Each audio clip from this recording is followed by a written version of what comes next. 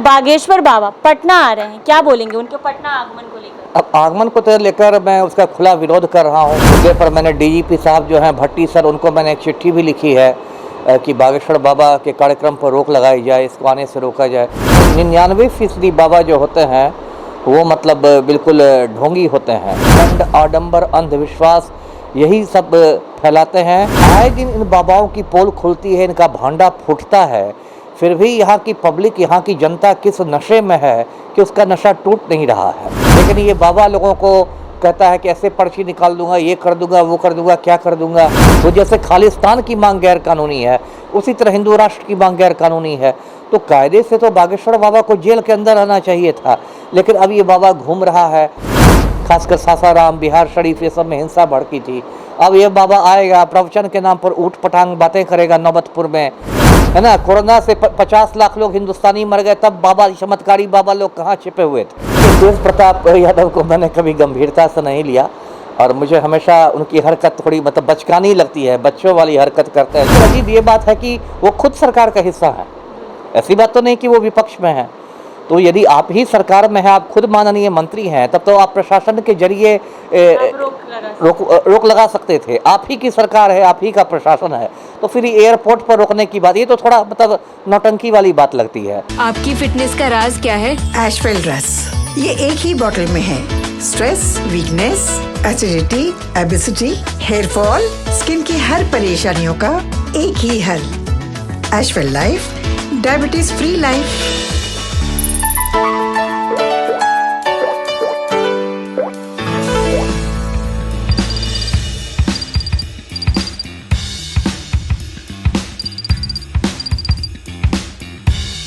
नमस्कार, आप देख रहे हैं NBC 24 और मैं हूं आपके साथ मानसी। बता दें कि बागेश्वर धाम वाले बाबा पटना आ रहे हैं, जिसको लेकर बिहार के राजनीतिक गलियारों में सियासी घमासान मचा हुआ है। बता दें कि लालू यादव के बड़े बेटे तेज प्रताप यादव ने भी इसका विरोध किया है और कहा है कि अगर बाबा बागेश्वर पटना आएंगे तो हम उनका एयरपोर्ट पर ही घेराव करेंगे। आपको बता दें कि बाबा बागेश्वर का जो प्रोग्राम है वो पटना के गांधी मैदान में होने वाला था, लेकिन प्रशासन ने उनको जगह नहीं दी, तो अब उनका प्रोग्राम जो है नौबतपुर के आसपास होगा। ऐसे में बाबा बागेश्वर पटना आ रहे हैं, कुछ लोग विरोध कर रहे हैं तो कुछ लोगों की खुशी जाहिर हो रही है। ऐसे में इस बात पर बात करने के लिए मेरे साथ मौजूद हैं पूर्व IPS अमिताभ दास। आइए इनसे बात करते हैं। सर, बागेश्वर बाबा पटना आ रहे हैं, क्या बोलेंगे उनके पटना आगमन को लेकर? अब आगमन को तो लेकर मैं उसका खुला विरोध कर रहा हूँ, बागेश्वर बाबा के आगमन को। और इस मुद्दे पर मैंने डीजीपी साहब जो हैं भट्टी सर, उनको मैंने एक चिट्ठी भी लिखी है कि बागेश्वर बाबा के कार्यक्रम पर रोक लगाई जाए, इसको आने से रोका जाए। देखिए, मैं दर्शकों को ये बताऊँ, ये जितने भी बाबा लोग होते हैं, इसमें 99% बाबा जो होते हैं वो मतलब बिल्कुल ढोंगी होते हैं। और ये लोग समाज में ढोंग, पाखंड, आडंबर, अंधविश्वास यही सब फैलाते हैं और समाज को, देश को पीछे धकेलते हैं, अंधेरी सुरंग में धकेलते हैं। और फिर भी मेरी समझ में नहीं आता, लोग इन बाबाओं के पीछे भागते हैं, अपना भी नुकसान करते हैं। जबकि आप जानती हैं कि पिछले कुछ साल में कई बड़े बड़े बाबा इस देश में जेल की हवा खाने गए हैं। आसाराम बापू था, पहले जब टीवी आप ऑन करते, उनको देखते, आप अध्यात्म की गंगा बहाते चलता था। बाद में उस पर इतने गंभीर आरोप लगे और अभी वो 2 मामलों में जोधपुर के जेल में मतलब ये उम्र कैद काट रहा है।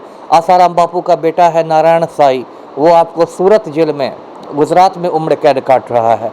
बाबा राम रहीम है, जो डेरा सच्चा सौदा चलाता था हरियाणा में, वो अपने गुफा में साध्वियों का शोषण करता था, उस मामले में उम्र कैद काट रहा है। उसने एक पत्रकार की हत्या करवा दी थी, रामचंद्र छत्रपति की। एक संत रामपाल है, वो जेल में चक्की पीस रहा है। तो आए दिन इन बाबाओं की पोल खुलती है, इनका भांडा फूटता है, फिर भी यहाँ की पब्लिक, यहाँ की जनता किस नशे में है कि उसका नशा टूट नहीं रहा है। और बागेश्वर बाबा भी देखिए वैसे लोगों में है, कोई ये पढ़ा लिखा आदमी तो है नहीं। जिस तरह से ये बोलता है उसे तो बिल्कुल ही अनपढ़ और जाहिल आदमी मालूम पड़ता है। यदि आप इसके YouTube वीडियोस देखें, विदूषक कह सकते हैं इसको। और ये मतलब पर्ची निकालता है, आप YouTube पर मन की बात। जबकि एक सुहानी शाह नाम की लड़की है, वो कहती है, वो कहती है कि मुझ में कोई चमत्कार नहीं है, लेकिन मैं भी लेकिन मैं भी लोगों के दिमाग की बात पढ़ देती हूँ। तो सुहानी शाह भी अक्सर आती है टीवी चैनलों पर और वो कभी चमत्कार की बात नहीं करती।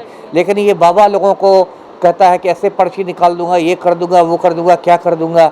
अब देखिए इसके अभी एक भाई की भी हाल में गिरफ्तारी हुई थी, एक दलितों की शादी में जाके गुंडागर्दी कर रहा था। तो ऐसा है बाबा। और अभी देखिए मैं तो मानता हूँ कि ये बाबा जो है ये समाज में नफरत फैलाता है। ये बहुत बार हिंदू राष्ट्र की मांग करता है, जो कि सरासर संविधान विरोधी मांग है। आप जानती हैं कि जो देश का संविधान है भारत का, वो धर्मनिरपेक्ष संविधान है, सेक्युलर है।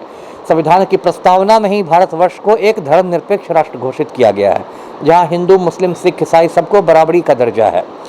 तो हिंदू राष्ट्र की बात करना सरासर गैर कानूनी है, संविधान विरोधी है। अभी पंजाब की खबर आपको मालूम होगी, अमृतपाल सिंह को पुलिस ने गिरफ्तार कर लिया क्योंकि वो खालिस्तान की मांग कर रहा था। तो जैसे खालिस्तान की मांग गैर कानूनी है, उसी तरह हिंदू राष्ट्र की मांग गैर कानूनी है। तो कायदे से तो बागेश्वर बाबा को जेल के अंदर रहना चाहिए था, लेकिन अब ये बाबा घूम रहा है और लोग इसका ये कर रहे हैं। और एक बात और भी मैं दर्शकों को बताऊं कि ये बाबा जो है ये राजनीतिक बाबा है, ये भाजपा का एजेंट है ना। ये कोई अध्यात्म से इसका संबंध नहीं है। ये भारतीय जनता पार्टी के लिए चुनावी जमीन तैयार करता है। जैसे अब 11 महीने बाद लोकसभा चुनाव है और भाजपा का पुराना फॉर्मूला है हिंदू मुस्लिम, तो ऐसे बाबाओं को भाजपा ने मैदान में छोड़ दिया है। कभी बाबा रामदेव भी ऐसे ही भाजपा की दलाली करता था।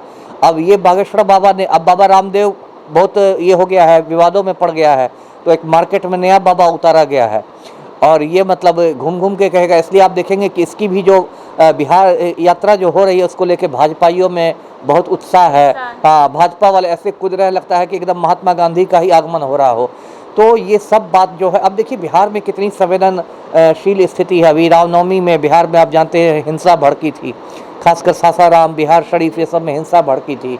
अब ये बाबा आएगा, प्रवचन के नाम पर ऊट पटांग बातें करेगा नौबतपुर में, हाँ, फिर एक माहौल तैयार करेगा, एक नफरत का माहौल, जिससे वैमनस्यता बढ़ेगी, हिंदू मुसलमानों के बीच खाई चौड़ी होगी। और ये बाबा तो अपना पैसे लेके पतली गली से निकल जाएगा।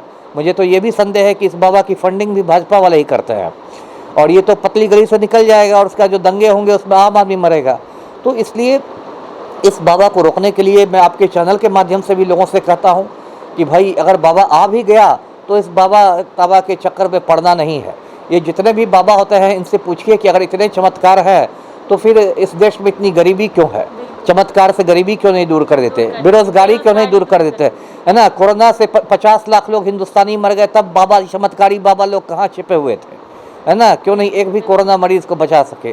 तो सिर्फ लोगों को उल्लू बना के धर्म के नाम पर धर्म का अफीम चटा करके ये बाबा लोग ये करते हैं। और देखिए ये लोग कितने ढोंगी होते हैं, आम आदमी को बड़ी बड़ी बात कहेंगे कि संसार माया है, ये है वो है, और खुद बिल्कुल मतलब ऐशो आराम में रहेंगे, 5 स्टार आश्रम में रहेंगे।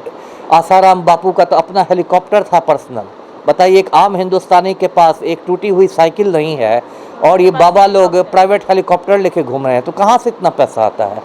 तो यही है, मैंने इसलिए इसका विरोध करने का फैसला किया है। अब देखिए सरकार क्या फैसला करती है। जी सर, लालू यादव के बड़े बेटे तेज प्रताप यादव भी पूरी आर्मी तैयार कर रहे हैं एयरपोर्ट पर घेराव करने के लिए, कि एनी हाउ उनका विरोध करना, एयरपोर्ट पर घेराव करेंगे, ट्रेनिंग दे रहे हैं वो सबको। देखिए, तेज प्रताप यादव को मैंने कभी गंभीरता से नहीं लिया और मुझे हमेशा उनकी हरकत थोड़ी मतलब बचकानी लगती है, बच्चों वाली हरकत करते हैं। जैसे छोटे छोटे बच्चे फैंसी ड्रेस शो में भाग लेते हैं स्कूल में, कोई बच्चा भगवान शंकर का हुलिया बना लेता है, कोई बच्चा कुछ बन जाता है। तो तेज प्रताप यादव भी मतलब मुझे लगता है कि उनका बचपना रह गया है, भले ही वो माननीय मंत्री बन गए हैं, वो भी कभी कभी अजीबोगरीब हुलिया बना के घूमते हैं।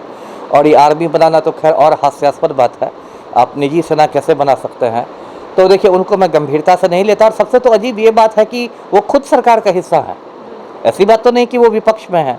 तो यदि आप ही सरकार में हैं, आप खुद माननीय मंत्री हैं, तब तो आप प्रशासन के जरिए रोक लगा सकते थे। आप ही की सरकार है, आप ही का प्रशासन है, तो फिर एयरपोर्ट पर रोकने की बात, ये तो थोड़ा मतलब नौटंकी वाली बात लगती है कि खुद आपकी सरकार उसको परमिशन दे रही है, आपका ही प्रशासन उसको परमिशन दे रहा है, और फिर आप एयरपोर्ट पर घेरा भी, तो ये तो मुझे थोड़ा मतलब नौटंकी वाली बात लग रही है। देखिए तेज प्रताप का क्या है, उनका कोई राजनीतिक एजेंडा है क्या, उस पर मैं नहीं कहना चाहता, लेकिन व्यक्तिगत राय मेरी ये है कि ऐसे बाबाओं से सबको बच के रहना चाहिए। कहते हैं ना, बच के रहना, अरे बाबा, तो बाबाओं को भी जनता से बच के रखना चाहिए और जनता को भी बाबाओं से दूर रहना चाहिए।